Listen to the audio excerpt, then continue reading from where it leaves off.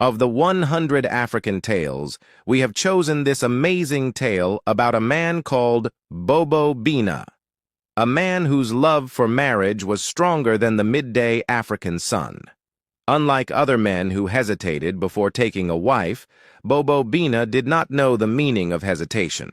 He could marry 5 wives in a single month.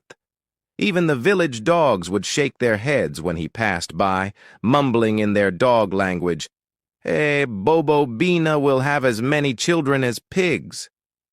In Katiti village, a beautiful place near the river, women were so fertile that over 80% of the mothers would give birth to twins. It was almost a rule. If a woman did not produce twins, the elders would joke that she was being stingy with her womb. Among these women was Jane, a mother famous for her beauty and her unique ability. Every year she gave birth to a set of twin girls, as if she had signed an agreement with the gods of childbirth. But among all her daughters, there was one who stood out, Betty. Unlike her sisters who got married quickly, Betty had a habit of bouncing back men like a football, saying, "My time to marry has not yet reached. Go and chase after your shadow." Many men tried. Many men failed. Betty was beautiful, but she was also selective like a cat, choosing which meat to steal from the pot. One fateful evening, as the orange sun dipped behind the hills of Katiti village, Bobo Bina met Betty at the borehole. The moment he saw her, his heart started drumming like a village dance at night. He watched as she filled her pot with water, her delicate fingers moving with grace. Bobo Bina wasted no time. He approached her with confidence, stood in front of her like a chief addressing his subjects, and cleared his throat. "Betty, my eyes have seen many things, but never have they seen a woman as beautiful as you. Even the sun must be jealous because your face shines brighter than it. If I were a chicken, I would lay golden eggs just to prove my love for you." Betty rolled her eyes but smiled. Bobo Bina took it as a good sign and continued. "Betty, my love for you is stronger than a goat's determination to enter a garden it has been chased from. If love were food, you would be my favorite meal, and I would never get full. Please be my wife, and I will build you a house so big that even mosquitoes will get lost trying to find you." Betty laughed so hard that she almost dropped her water pot. But she was a woman of mystery. Instead of saying yes or no, she simply said, "Bobo Bina, if you are serious, come tomorrow night and meet me under the big tree next to our house. That is when I will give you my answer." Bobo Bina was overjoyed. He even did a small dance before running back home to prepare for the big night. The next evening, Bobo Bina dressed like a man going to meet the king. He wore his best clothes, his white tunic, freshly washed, and a blue kanzu that shone in the moonlight. He even perfumed himself so much that even insects stopped flying to admire the scent. As he was walking toward Betty's house, he met some of his friends, Musa, Juma, and Kato, who immediately suspected he was up to something. "Bobo Bina, where are you going smelling like a walking flower?" Musa asked, laughing. "Ah, my friend, where I am going, lions fear to go. It is a secret mission, but let me just say, tonight history will be made." "Let us escort you," Kato insisted, but Bobo Bina quickly waved his hands. "No, no, no! You people will bring bad luck. You are like village roosters, always crowing at the wrong time. Stay here and wait for my good news." His friends laughed, but they let him go. When Bobo Bina reached the big mango tree, he looked around, but he saw no one. He sighed and thought to himself, "Maybe Betty is shy. Let me wait." He stood there for some time, humming a love song he had heard old men sing. But just as he was about to lose hope, he saw someone approaching from the darkness. His heart jumped like a frog escaping hot water. The silhouette looked like Betty. "Aha! She has come! This is the girl I have been waiting for!" As the figure moved closer, Bobo Bina called out, "Betty, how are you?" But there was no response. The figure simply stopped a few steps away and stared at him. "Eh? Betty, are you shy? Or have you swallowed your tongue? Still, there was silence. Unknown to Bobo Bina, this was not Betty. It was a jinn, a spirit sent by an old witch man who lived deep in the forest. The witch man had sent out his jinn disguised as beautiful women to trap men and steal their wealth. And tonight, the jinn had chosen Bobo Bina as its next victim. Bobo Bina, who loved talking, took a step closer and said, "Hey, Betty, are you playing hide-and-seek with my heart? Let me tell you, my heart is too fat to play that game." Still, the jinn remained silent, just staring. For the first time in his life, Bobo Bina felt uneasy. Something about this Betty was different. Her eyes did not blink, her feet did not move, and when the wind blew, her dress did not even shake. Ah, something is wrong here, Bobo Bina thought. But before he could react, the jinn slowly began to smile, revealing sharp, snake-like teeth. Bobo Bina was overjoyed. He had finally found the woman of his dreams, or so he thought. The night after meeting Betty under the mango tree, he could barely sleep. His heart was drumming like village dancers at a wedding. He woke up before the first rooster crowed and started preparing himself for the grand visit to Betty's home. As tradition demanded, Bobo Bina had to take gifts for his future in-laws. He went to the market and bought everything that could impress a bride's family: colorful fabrics, a sack of sugar, salt, cooking oil, a pair of new shoes, and even a big fat goat. He told the shopkeepers, "Give me everything a mother-in-law can like. I don't want any complaints." His friends, who had grown suspicious of his sudden excitement, gathered around him. "Bobo Bina, this is unlike you. You marry women like a fisherman pulling out tilapia, but this one, you are too happy." "What is so special about this Betty?" Musa asked, eyeing the fat goat.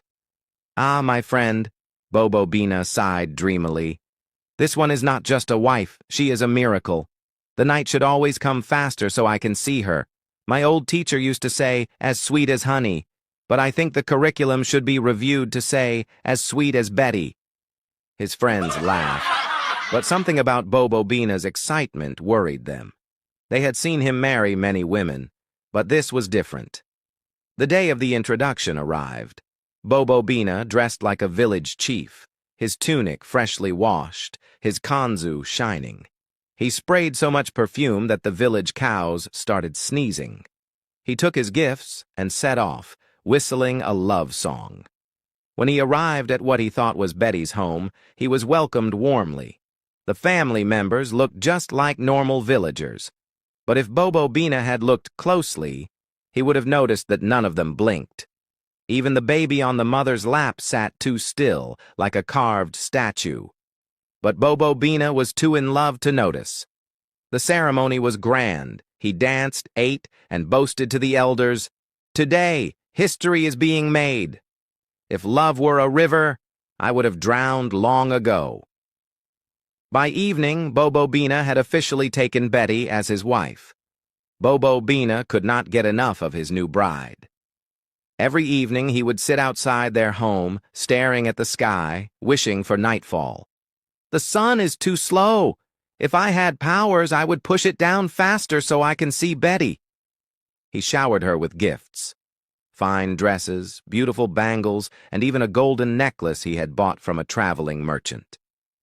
But strange things began happening. At night, when Bobo Bina was home, Betty was soft-spoken, charming, and smelled like fresh flowers. But every morning when he left for work, something would change. His neighbors began whispering, "Bobo Bina, your wife. She does strange things." "Which wife?" "I have many," he laughed. "Your new one, the one you love so much. She doesn't behave like a normal woman when you are not around." Bobo Bina brushed them off. "You people are jealous. Just because my wife is beautiful doesn't mean you should create stories." One day, while walking to the river, Bobo Bina's favorite dog came running toward him, barking like it had seen a ghost. The dog tried to pull him back toward the house. "You, go away! You're acting like an old woman afraid of the dark," Bobo Bina scolded the dog. The dog whimpered but did not leave.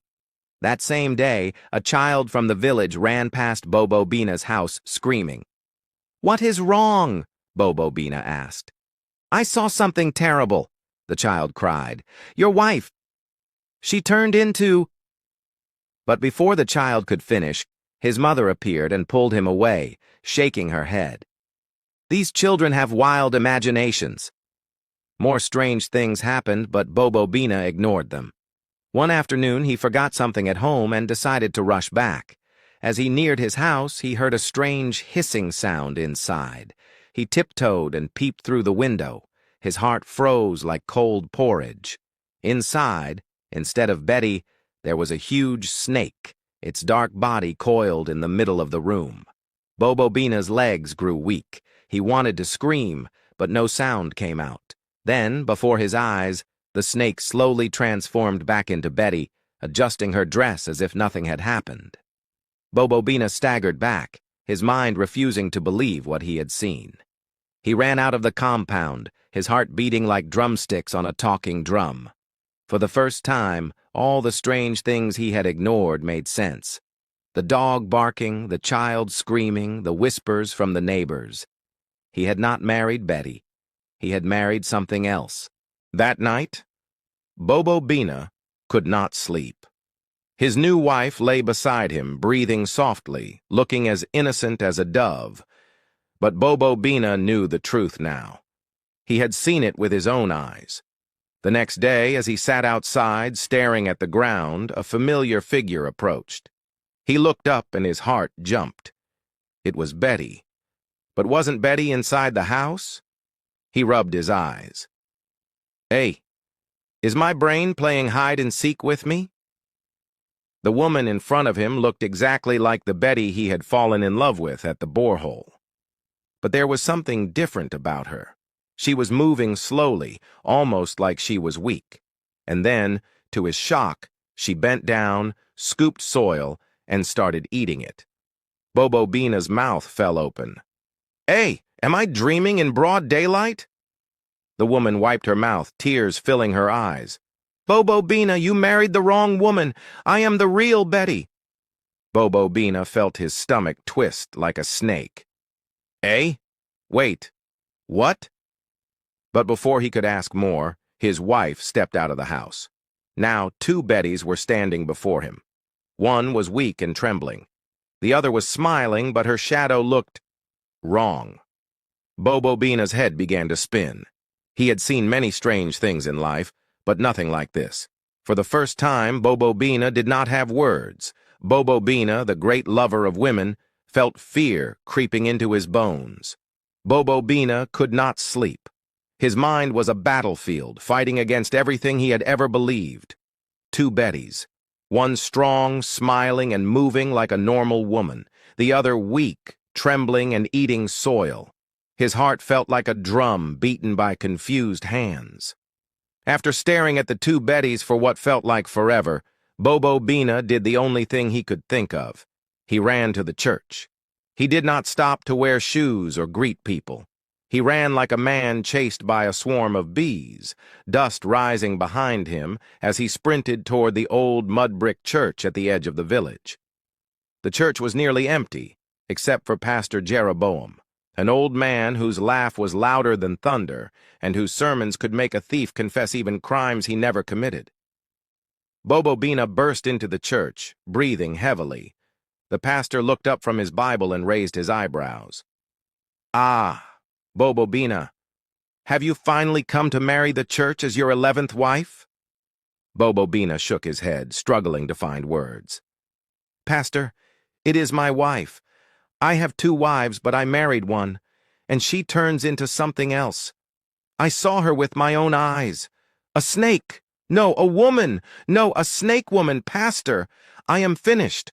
Pastor Jeroboam looked at Bobo Bina for a long time before laughing so hard that his stomach shook like a drum. "Bobo Bina, you have been marrying women like a fisherman pulling out tilapia, and now you are surprised you caught a crocodile." Bobo Bina blinked, confused. "Pastor, I am serious. My wife is not human. I need prayers. The pastor wiped tears of laughter from his eyes and then became serious. He stood up, stretched his hands toward Bobo Bina, and prayed. Lord, open this man's eyes. May he see the truth. May he know that not all that glitters is gold. May he understand that a man who rushes into marriage like a chicken running toward scattered maize will one day step on a trap. After the prayer, Bobo Bina felt a little better. He ran back home and grabbed his wife by the hand. You are coming to church with me. The Betty, who had stayed with him, the one who did not eat soil, smiled and nodded. I will go anywhere with you, my love, she said sweetly. Bobo Bina took her to the church, and for the first time in his life, he bought a Bible for his wife. You will read this every day, he declared, feeling proud. From that day, Bobo Bina attended church every Sunday, praying harder than he had ever prayed in his life. He even stopped looking at other women, something that shocked the entire village. The women who used to smile at him on his way to the market whispered, What happened to Bobo Bina? Is he sick? Why is he ignoring us? But Bobo Bina did not care. He had learned his lesson. Or so he thought. Strange things continued happening, even worse than before. One evening, as he returned from the market, he saw Betty standing in front of their house, but something was wrong. She was standing on one leg. The other leg was long and black, scaly like a snake's tail. Bobo Bina's mouth went dry. Betty, what is happening to your leg? Betty looked at him and smiled, but her teeth were sharper than before. My love, come inside. You ask too many questions. Bobo Bina's legs refused to move. He knew he had married trouble. That night, he could not sleep. Every time he turned to look at Betty, she was already looking at him, her smile never leaving her face. By morning, Bobo Bina had made a decision. He ran to the real Betty, the one who had been sick and eating soil. He knelt in front of her. Tell me the truth. What is happening? Tears filled Betty's eyes. Bobo Bina, the woman you married is not me. The day you met me at the borehole, a witch had already stolen my shadow. That is not me in your house. That is a spirit in my form. Bobo Bina gasped. So, I married a... Yes, you married something not from this world. Bobo Bina felt like fainting. What do I do? Betty wiped her eyes and whispered, Seek God. Fast and pray. What is not from God will not stand the fire of God. Bobo Bina ran back to the church. This time he refused to leave until the pastor prayed with him. Pastor, I will not go back to my house until I have an answer. What does the Bible say about my situation? The pastor opened the Bible and read Ephesians 6:12. For we do not wrestle against flesh and blood, but against rulers, against the authorities, against the powers of this dark world, and against the spiritual forces of evil in the heavenly realms. Bobo Bina, you thought you were marrying a wife, but you married a battle. This is not just about marriage. This is about your soul. For the first time, Bobo Bina understood. He had been too quick to love, too eager to marry, and he had ignored all the signs. The whispers, the dog barking, the child screaming, the soil eating. All had been warnings from God. Pastor, what should I do? Pray, Bobo Bina. Seek God with all your heart, and next time, do not rush where angels fear to step. Bobo Bina fasted for 7 days. On the 7th night, as he lay in bed, he saw Betty's face begin to change. She hissed. Her body grew longer. Her eyes turned red. She rose from the bed, her snake-like legs stretching toward him. But before she could touch him, Bobo Bina shouted the name of Jesus. The air shook. There was a loud scream. And suddenly, Betty was gone. Bobo Bina looked around. He was alone in the house. The next morning, the real Betty was fully healed. The village rejoiced, and Bobo Bina learned his lesson. He never rushed into marriage again. He never ignored God's warnings again. and he never married another woman again.